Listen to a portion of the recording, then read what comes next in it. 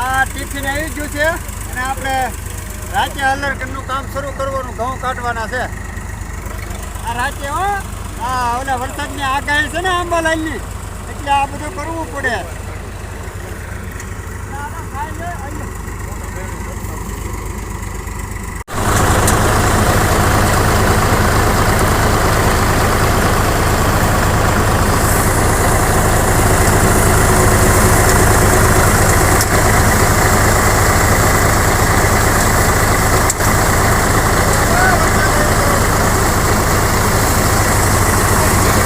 અને આ 11 વાગ્યા છે, એક ખડું પૂરું અને બીજું શરૂ.